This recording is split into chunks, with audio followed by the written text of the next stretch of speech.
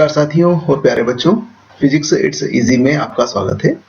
और हम लोग बात कर रहे हैं कक्षा 12 के अध्याय 14 अर्धचालक, इलेक्ट्रॉनिकी, पदार्थ, युक्तियां तथा सरल परिपथ।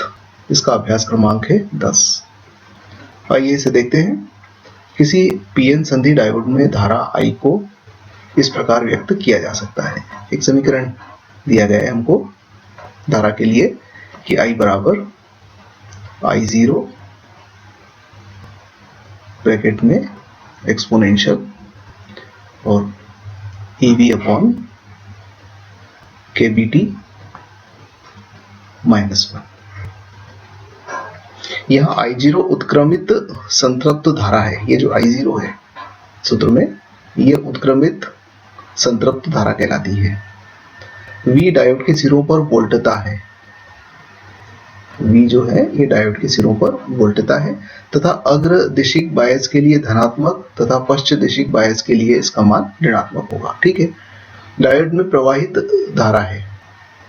I डायोड में प्रवाहित धारा है और KB वोल्ट्स में नियतांक है। जैसा कि हम जानते हैं वोल्ट्स में नियतांक का मान 1.38 गुणित 10 की घात -23। ये SI मात्रक होता है।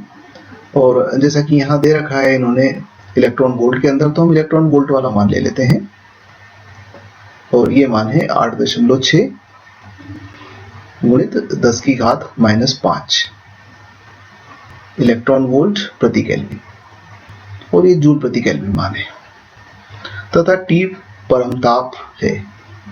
यदि किसी दिए गए डायोड के लिए I0 5 गुणित 10 की घात -12 एम्पियर हो, यानी कि I0 का मान 5 गुणित 10 की घात -12 एम्पियर तथा T बराबर 300 केल्विन हो, परमताप 300 केल्विन, तब 0.6 वोल्ट अग्रदिशिक वोल्टता के लिए अग्रदिशिक धारा क्या होगी, यानी कि V1 बराबर 0.6 वोल्ट अगर है तो हमें I का मान ज्ञात करना है, या इसको हम I1 कह देते हैं। I1 का मान ज्ञात करना है। बी पार्ट में यदि डायोड के सिरों पर वोल्टता को बढ़ाकर 0.7 वोल्ट कर दिया जाए, यानी कि हम V2 जो है वो 0.7 वोल्ट कर दें, तो धारा में कितनी वृद्धि होगी, यानी कि डेल I ज्ञात करना है, यानी कि I2 माइनस I1, ये मान हमें ज्ञात करना है। और सी पार्ट में गतिक प्रतिरोध कितना होगा, गतिक प्रतिरोध यानी कि RD, ये हो जाएगा V2 माइनस V1 बटे डेल I, ये मान ज्ञात करना है। और यदि पाश्च दिशिक वोल्टता को 1 से 2 वोल्ट कर दें तो धारा का मान क्या होगा, तो इस पर हम लोग अंत में चर्चा कर लेंगे। तो हमें सी पार्ट में ये ज्ञात करना है, बी पार्ट में ये ज्ञात करना है और ए पार्ट के अंदर I1 का मान ज्ञात करना है। तो 3 उत्तर तो हम पहले निकाल लेते हैं, फिर चौथे के ऊपर भी बात करेंगे। तो आइए शुरू करते हैं हम ए पार्ट पर। तो ए पार्ट हमारा है I बराबर I0 और ब्रैकेट में है एक्सपोनेंशियल। E की जगह पर हम लिख देते हैं E का मान 1.6 गुणित 10 की घात -19 गुणित V का मान 0.6 और बटे में आ जाएगा KB का मान 8.6 गुणित 10 की घात -5 गुणित, अब यहाँ देखिएगा कि ये इलेक्ट्रॉन वोल्ट में जरूर है पर हमें इसको बदलना तो जूल पर केल्विन में ही पड़ेगा, इसलिए मैं इसको यहाँ पर 1.6 गुणित 10 की घात -19 से गुणा कर रहा हूँ और साथ में हमें गुणा करना पड़ेगा T का, तो T का गुणा कर दिया, ये ब्रैकेट हमारा क्लोज और -1 और ये बड़ा ब्रैकेट क्लोज हो गया। अब ये एक थोड़ा सा कैलकुलेशन हमें नजर आ रहा है, हम इस कैलकुलेशन को हल कर लेते हैं। तो वैसे देखिएगा कि ये 1.6 × 10⁻⁻19 तो कट गया। अब आप I1 बराबर लिख सकते हैं I0 और ब्रैकेट के अंदर आ जाएगा एक्सपोनेंशियल, और यदि इसको थोड़ा सा हम हल कर लेंगे तो आपको मिल जाएगा 600 अपॉन 8.6 इंटू 3 -1। इसको और हल कर लें, तो और हल करने के बाद में इसका मान निकाल लेते हैं एक्सपोनेंशियल में। तो I1 बराबर आ गया हमारा I0 एक्सपोनेंशियल और ये मान है 23.25। 23.25 ऋण 1। अब आपको बता दिया जाए कि एक्सपोनेंशियल 23.25 बहुत बड़ी राशि होगी, इसमें से एक माइनस करने का कोई तात्पर्य नहीं निकलता। तो कुल मिलाकर हम I बराबर I0 गुणित एक्सपोनेंशियल 23.25 इसका मान रख देंगे तो हमें उत्तर की प्राप्ति हो जाएगी। तो हम यहाँ पर I1 का मान निकाल लेते हैं। तो I1 बराबर है हमारा 5 गुणित 10 की घात माइनस 12, ये I0 का मान हो गया। और एक्सपोनेंशियल 23.25 का मान होता है 1.25 गुणित 10 की घात 10।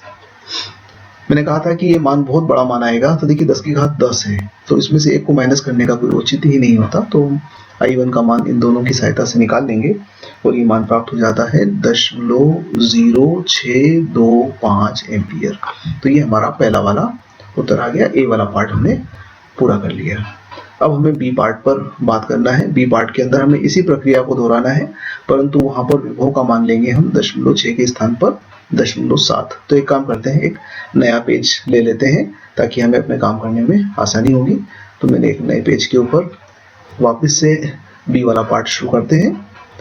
तो बी पार्ट के अंदर आप देखिए हमें I2 मिलेगा। तो I2 बराबर I0 ब्रैकेट में एक्सपोनेंशियल और E की जगह में लिख देता हूँ 1.6 गुणित 10 की घात माइनस 19 और B की जगह पर 0.7 और नीचे आ जाएगा 8.6 इंटू 10⁻⁻5 गुणित 1.6 गुणित 10 की घात माइनस 19 गुणित 300, ये ब्रैकेट क्लोज और -1। तो हल कर लेंगे इसे और I2 का मान आ जाएगा, I0 भी ऐसा ही रहने दो, एक्सपोनेंशियल 700/8.6 इंटू 3 -1। यहाँ छोटा ब्रैकेट क्लोज हो जाएगा और यहाँ पर बड़ा ब्रैकेट क्लोज होगा हमारा। अब आप इसे हल कर लें तो I2 बराबर I0 का मान आप लिख सकते हैं हम इसे 5 गुणित 10 की घात माइनस 12 है और ये मान एक्सपोनेंशियल के साथ में आ जाता है हमारा 27.13। जब आप इसे हल करेंगे तो 27.13 प्राप्त होगा -1। यहाँ पर भी वही बात है कि एक्सपोनेंशियल 27.13 बहुत बड़ी राशि है, उसमें हम इस एक को इग्नोर कर सकते हैं। तो साधारणतः I2 का मान हमें मिलेगा 5 गुणित 10 की घात माइनस 12 और एक्सपोनेंशियल 27.13 के गुणे से, तो ये मान प्राप्त होता है। टेबल की सहायता से आप प्राप्त कर सकते हैं 6.06 इंटू 10⁻11। जब हम इन दोनों का गुणा करेंगे तो I2 का मान प्राप्त हो जाएगा 3.03 एम्पियर। ये I2 आ गया, पर हमें निकालना है धारा में परिवर्तन, यानी कि डेल I निकालना है और डेल I का मान I2 माइनस I1 की सहायता से हमें प्राप्त होगा। तो डेल I बराबर I2 का मान है 3.03 और I1 का मान हमने निकाला था 0.0625। इन दोनों को घटाने पर डेल I का मान प्राप्त हो जाएगा 2.967 एम्पियर। ये हमारा दूसरा वाला उत्तर है। अब सी पार्ट पर आ जाते हैं और डायनामिक रेजिस्टेंस यानी कि गतिक प्रतिरोध निकालने की कही गई है। तो ये हो जाएगा V2 माइनस V1। विभव में कितना परिवर्तन किया और उसके विरुद्ध धारा में कितना परिवर्तन हुआ, इन दोनों का अनुपात गतिक प्रतिरोध कहलाता है। तो RD बराबर हो जाएगा V2 माइनस V1 0.7 माइनस 0.6 और डेल I का मान हमारे पास है 2.967। तो RD का मान इस गुणे से प्राप्त हो रहा है 0.0337 ओम। ये हमारा सी वाले पार्ट का उत्तर हुआ। अब देखिए डी वाले पार्ट में क्या कहते हैं। ये हमारा डी वाला पार्ट है कि यदि पश्च दिशिक वोल्टता को 1 वोल्ट से 2 वोल्ट कर दें तो धारा का मान क्या होगा। इसके लिए देखिए कि यदि रिवर्स वॉइस की बात करेंगे तो हमें V का मान नेगेटिव लेना पड़ेगा और जब V का मान नेगेटिव लेंगे तो ये राशि नगण्य होगी। जैसे अभी धनात्मक लेने पर बहुत बड़ी राशि प्राप्त हुई हमें दोनों बार, ये देखिए। अब जब इसको हम ऋणात्मक ले लेंगे तो ये राशि बहुत छोटी हो जाएगी और जब ये बहुत छोटी हो जाएगी तो शून्य के तुल्य होगी। तो इसको हम नगण्य मान सकते हैं। तो I का मान माइनस I0 के बराबर होगा। तो धारा के मान में कोई परिवर्तन नहीं होगा, चाहे हम विभव का मान 1 वोल्ट से, यहां पर हम लिख लेते हैं डी पार्ट के लिए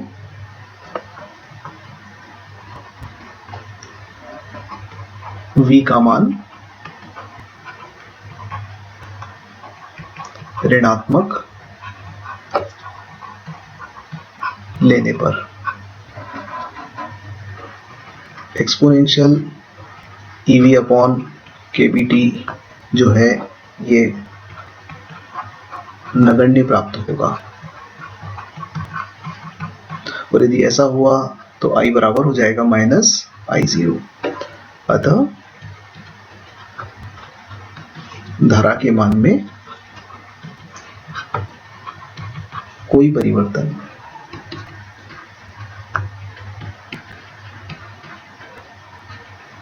नहीं होगा। ये हमारा चौथा वाला उत्तर है। धन्यवाद।